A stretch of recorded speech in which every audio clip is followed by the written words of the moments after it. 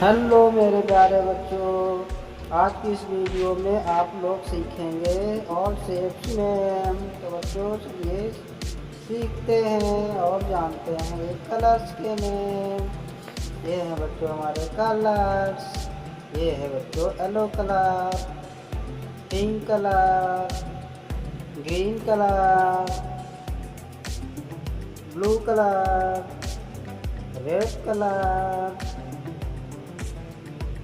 Orange colour. तो बच्चों चलिए वीडियो स्टार्ट करते हैं।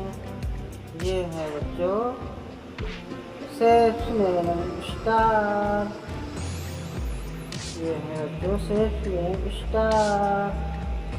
तो बच्चों आगे के शेप्स और शेप्स ड्राइंग कीजिए और सीखिए शेप्स नेम।